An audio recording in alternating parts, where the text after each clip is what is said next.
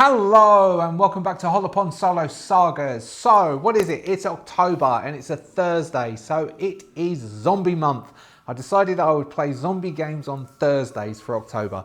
Not really the whole of the October's Thursdays, because last Thursday was the final of Star Trek, because that's just how it worked out. But for the next 4 Thursdays, we will be playing a variety of different zombie games, little zombie games. Now, my original idea for today was to play Tiny D6, The Living Dead, and I've created a whole bunch of tables to mimic one of my favourite zombie fictions, zombie books series that I've read, which is Mountain Man. And I got in touch with Keith C. Blackmore and I asked if I could publish them, and he said, terribly sorry, but he's given the game rights to somebody else and I can't do that. So it's another riff situation. I mean, he was beautiful about it. And it was great having an email conversation with Keith C. Blackmore.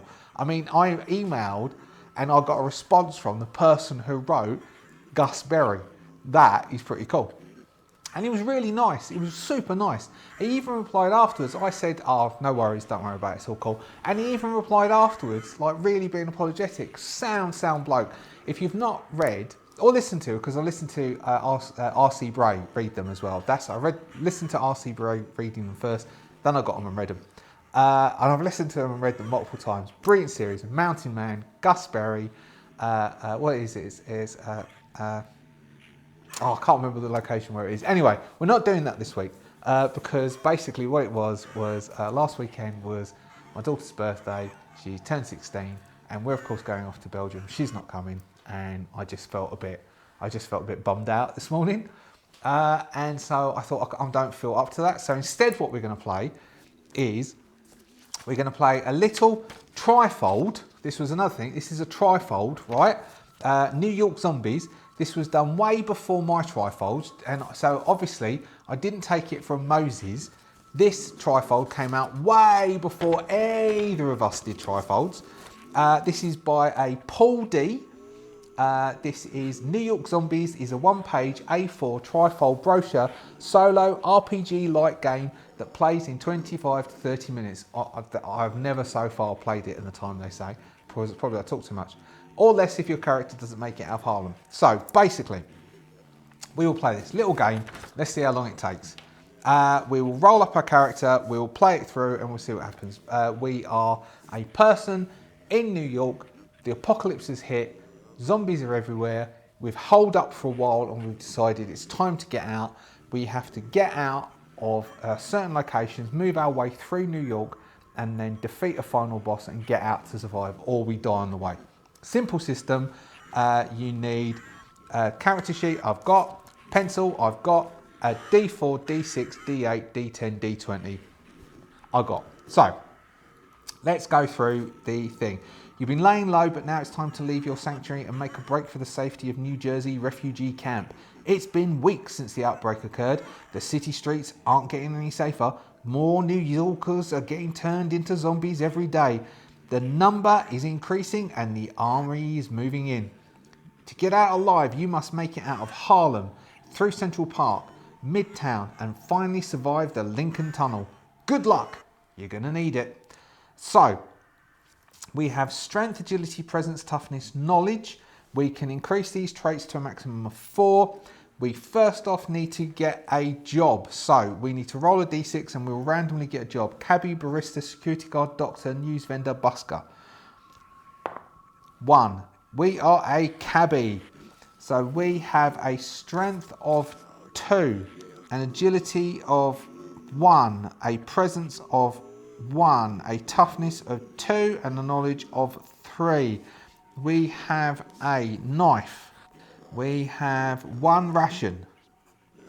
We have a special that once per location, we may leave an event or combat encounter ignoring all effects. So we're a cabbie. We are a cabbie. We have a knife and 1 ration item. So let me tell you, a ration will give us +3 hit points or pass 1 presence test automatically. A knife does D4 damage melee.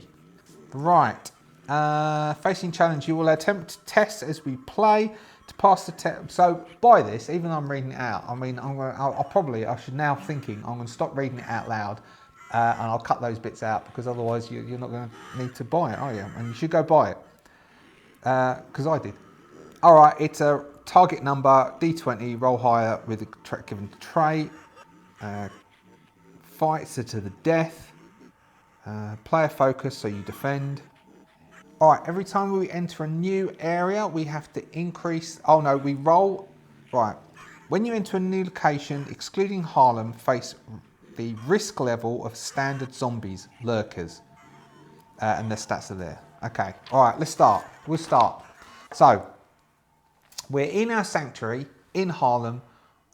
We live in a basement apartment. We have been easy to be able to hole up because we basically pulled a load of bins in front of the view that looks down, so the stairs that go down to our basement apartment. We just pulled bins across the front to hide the light and the stuff we're doing, but we've got one ration left, one food amount left. We know this is time to go, so we will sneak out of the basement, pull one of the bins to the side and sneak out and into Harlem with the attempt to get to Central Park. Now, we don't have to face, because our risk level at the moment is 0, we don't have to face any zombies at this point to enter the area.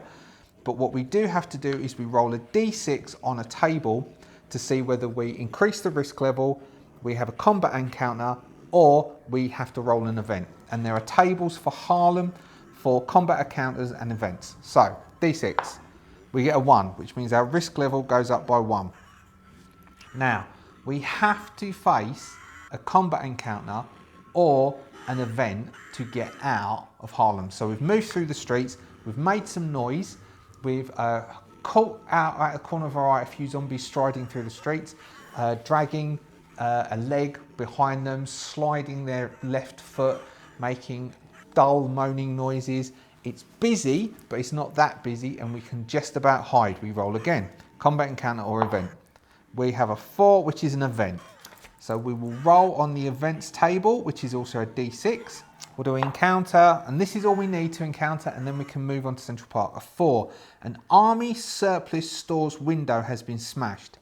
Test toughness, TN12. Success, select 2 items. Night vision, goggles, a fire axe, or a ration. All right, so we need to test our toughness of 12. Where's my good D20? There's my good D20. Our toughness is +2. We have to get over 12 or over 12. Equal to or greater than. So 12 or more. So 10 or more, to be honest. 7, no. So we're attempting to get through the glass. It's hard to get through the glass. I don't think we injure ourselves. I don't think anything negative happens to us. Nope. So we can't quite get through the glass, and we are unable to get hold of any of the stuff. We can see it's at the back, but it's too dangerous, and we don't want to hurt ourselves, so we are just going to move on to No, we can keep going. We can roll again and see if we come across something else. You can keep exploring each level to try each area to get more stuff, or you can move on. We are going to move on. So we will move on to Central Park, which means that because as we enter the Central Park area, we have to climb over a gate, and we drop to the ground, and we make a bit of a scuffling noise, and then out of one of the bushes as we try and move into Central Park to try and cross Central Park, across from next to us. Does it say anything about it? The park has been a no-go zone for weeks, but cutting through will save you quite a bit of time. I thought I remembered that. Coming out of the bushes, leering towards us, is a lurker. Lurkers have 3 hit points, they do D4 damage, and they might infect us if they do damage on us. So, we roll first off to try and attack it, then we roll to defend against it if it survives our attack. So, we have a strength of +2. With a melee weapon, we have a target number of 12, a strength roll, so we need to roll 10s or more to hit this zombie. A 13 +2 is a 15, means we hit it. Our knife does D4 damage. If we can do 3 points of damage, then we kill it. 1 point. So our lurker zombie goes to 2 hit points. It now gets to try and hit us. We can defend against it, We need to have a target number of 12. We have a +2 for agility. We need to roll 11s. 18, it lunges at us and we duck and roll out the way, and then we're going to come up and try and kill it this time. 12s again. 11 plus our 2 strength gives us a 13, means we stab it. Let's try this D4. 3, yes. We get it right under the brain, under the jaw. It comes up and it goes limp on our knife and we collapse to the ground.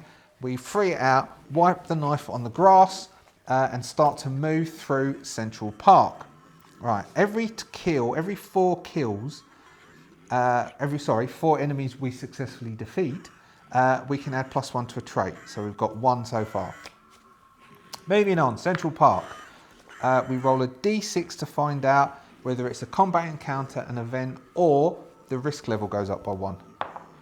1, the risk level goes to 2, which means the next time we enter an area, we have 2 lurkers.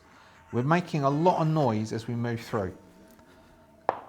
2, combat encounter. Central Park, combat encounter. We have zombie pigeon lady, desperate survivor, zombie snow leopard. Bloody hell. It is a pigeon lady, a zombie pigeon lady. Zombie pigeon ladies have 4 hit points. They do D4 damage and they are infectious. Their weapon, hold on, and we have zombie pigeons, automatic 1 damage each attack. How many pigeons then? Zombie pigeons. Zombie pigeon lady, D4 damage, infectious, zombie pigeons, automatic 1 damage each attack. Oh, they automatically will do us, but the pigeons will automatically do 1 damage to us each attack, but they are not infectious. Okay, I get it. So the zombie pigeon lady, we are going to, so let's imagine it. We are trying to creep through Central Park. There's this bench by the side as we're just trying to move through. We're trying to stay not too, because we got attacked from the bushes, we don't want to stay near the bushes. So we're sticking in the middle of a pathway. I have never been to New York or America actually at all. So I am only basing Central Park on films I have seen, things I've seen about Central Park, and also my amalgamation of all the other parks in the world I've been to, which is a lot. And so we're trying to, pathway, bench on the side, bin next to the bench, big pile of like rubbish and clothes and stuff, and we just ignore it because there's plenty of this piled up all over the place at the moment because it's been weeks since New York fell. And what we don't notice is it's actually an undead person who moves up silently towards the side of us as we're trying to move past them and then lunges at us. So we turn instinctively and attack them. We get a 17 plus our 2 is a 19, which is a hit. And we will do a D4 damage. Remember, it has 4 hit points. We do 1 hit point to it. Even it with 3 hit points, which means the zombie pigeon is definitely going to hit us. Did I do our hit points? No. Our hit points are 10 plus our toughness modifier. Our toughness one is +2, so we have 12 hit points. It is going to automatically do 1 hit point to us as the pigeons pick at us. I don't think the pigeons are infectious. Or I'm saying it's not. But the zombie bag lady, the zombie pigeon lady, is infectious. It lunges at us and digs its teeth into us, doing 2 points of damage, taking us to 9 hit points. And we roll a d6. I'm not going to roll that d6. And if we roll a 1, we're infected. A 4, we are not infected. So we screech and lunge back. No, we miss because we're put off by being bit. I could roll both at the same time, couldn't I? The black could be it, the green could be us, and then we could do the exchange at the same time. Although we could kill it, couldn't we? And then it, a 3, no, that's us. A 3 plus our 1 is a 4, which means we miss. We are completely thrown. It lunges in and bites us. We're going to die straight off. We go down to 8 because of the pigeons. Then we take another 2 from the zombie lady, putting this to a 6. Then are we infected? No, we're not infected. All right, so we're now on half hit points, 6 hit points. Our rations can take us back to 9 hit points, but we would need to chip it from this point. Now we can, once per location, just leg it. So at this point we could decide to run, or we can decide to try and go one more round and defeat this zombie pigeon lady. We could leave Central Park and move on to the next area where things are going to get more hairy, which is Midtown, but we haven't collected anything that will make it more useful for us so far. So I think, one more round, if it rolls a 4 and a 1, we're down to 1 hit point. One more round of combat could put us down to 1 hit point. I am of the opinion that we are going to bypass Central Park. We are going to push the bag lady in the chest. The bag lady is going to collapse back against the bench. We're going to hear a crack as their spine goes out. They're going to roll to the ground and begin to claw themselves ahead of us as the pigeons, which are tied to pieces of string around her, are lunging out at us, flippers flapping, and we are going to use our cabbie special ability. Once per location, we can leave an event combat encounter ignoring all effects, and we are going to leg it, which means we do not have to fight to the death. We run from this scene. Now, we could stay in Central Park and we could roll again and see if we get something else, or we move on to Midtown. Now, moving on to Midtown means that we're going to fight 2 lurkers anyway as soon as we get in. So I think we are going to move straight onto Midtown, and let's see if we can get out of this with our, but we'll consume, so on the way to Midtown, we're going to consume our ration, which gives us +3 hit points, putting us down back to 9 hit points from our max of 12. We still have only got 1 kill, so we can't increase. We're not infected, so we're all right there. So we enter Midtown. I don't know what Midtown would look like, but I'm imagining it as a sort of businessy type of area. Lots of shops, lots of people meandering around. So we are going to, let's say it's a car. It's a car. We walk past the car. There's middle of the street. We decide to look in the cars and see if we can find anything cool or useful that we could take, particularly as a better weapon. And what we see is what looks like a baseball bat, and it's laying underneath a body that isn't moving. So we bend down to try and get the baseball bat as the body turns and takes a swipe at us, and another thing that we didn't hear lunges from in between 2 cars to the right hand side of us. So we have two lurkers which have got damage of hit points of 3 attack us. We will go for one of the lurkers with our knife, getting a hit because we've got a strength of +2, which means that's a hit. If we could do 4 points of damage, 3 points would do. It will kill it outright. 4 points. So we slice, luckily, across its jugular.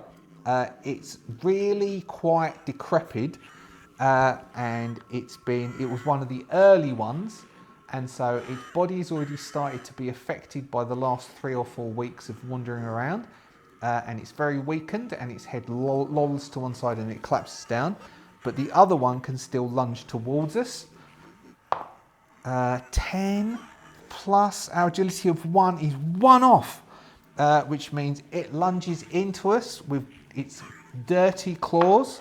4 points. Bloody hell, that would have killed us if we'd have gone. So we go down to 5 hit points. Are we infected? I thought I shouldn't have said dirty. So if we roll a 1, we become infected, and I'll tell you what happens if that happens. So it lunges in and it gets a big gouge across our shoulder, cutting in through our shirt, as we will turn and swipe at it with our knife. An 11 plus the 2 is a hit. If we can get another 3 or a 4, this would be sweet as. Whoop. Oh, that was a 3 as well. 4, yes. We swipe at it and we kill it. Swipe at it, which the blade doesn't quite hit it, but the pummel strikes across its temple. We hear a crack and it falls to the ground and just begins twitching. A black viscous foam forming at its mouth, spitting out as its limbs twitch and go off on one. Midtown. We now get to explore Midtown. So we roll a d6. We're going to rotate to this one to see if risk level goes up. It's a combat encounter. Midtown combat encounter. What have we got here? A zombie hedge fund manager. Oh, I did mention it right. A rogue soldier or an aggressive street thug. Oh God. 5. Aggressive street thug. All right. This aggressive street thug has a hit points of 5. Aggressive, you must defend twice each round, but they are not infected. They do a d4 plus 1 damage. Man. Okay, so this aggressive street thug, what are we going to have? We'll have, I just think of The Warriors.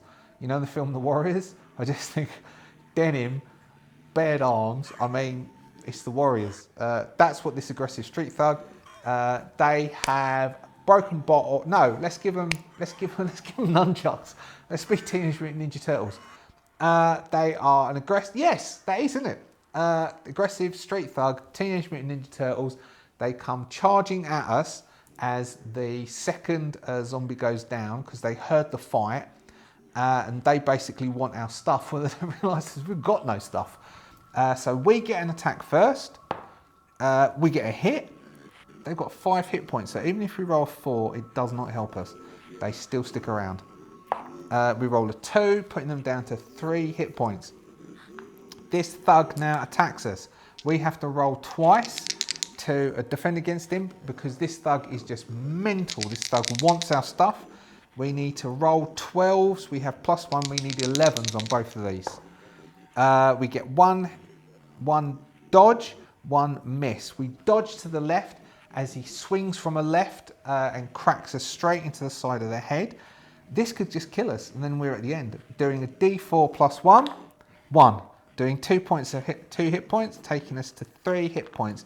We stagger back, shocked by the force of that blow, and as he comes charging in to finish us off, we shove the blade forwards, getting a hit. Oh, come on, we need 3 points. 3 points. Getting as he runs straight into us and our blade goes straight into his chest as he staggers there, looking a bit shocked, looking down at his chest. We're on 3 hit points now. But we have defeated our 4th adversary, which means we can get +1 to a stat, which I think is going to agility. I will circle the 4 once we've done one, so that means it's 1 block. So our agility goes to 2, which means we only need to roll 10s to defend there. As he slips off the blade and falls to the ground. We have to actually look, we're going to look for something. We need to find something in this area. Oh man. Okay, so we're going to stay in Midtown because after Midtown is the Lincoln Tunnel, and I don't know, and then after the Lincoln Tunnel, we have the final encounter with a big bad. I don't know how that is going to go. So we will roll 1 more event in Midtown. Okay, so D6, we really want a 4, 5 or 6. 3, we don't want a 3. 3 is a combat encounter. Okay, so we get another Midtown combat encounter, which I think we're just going to leg it from. We're just going to leg it from it. So whatever, we'll roll it and we'll see 5. So the street thug's buddy is hunting around shouting out, Dave, where are you, stupid Dave? And then he's going to see Dave and he's going to run over to Dave, but we're going to take advantage of that and just move behind the cart and go off. So that is our per location, don't have a fight thing. Oh man, I mean we could do another roll, but we've got 3 hit points. Really, we need something. Is there anything that we can have? An event. So what does event? Nah, the events. The only event we could really do. Oh no, sorry, that was quiet because I was reading it. The only useful event is there's a medical checkpoint, but Lincoln Tunnel is going to kick our ass. Unless we just bypass the Lincoln Tunnel, but we can't bypass the final encounter.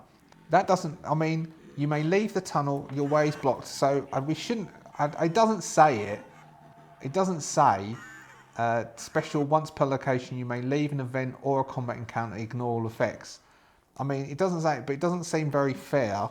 Before that you can't outrun them this time. Yeah, I mean, strictly speaking, due to that special, we could just bypass the final encounter, but that doesn't seem very fair. So, we now have a choice. We continue to explore Midtown to try and find something, or we move on to the Lincoln Tunnel. I mean, we could just bypass the Lincoln Tunnel if it's something rough and ready, which it probably is going to be, and then the final encounter will just kill us at the final encounter.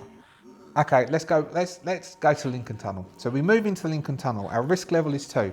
This could kill us anyway. So we enter the darkness of the Lincoln Tunnel. We move. What are they called?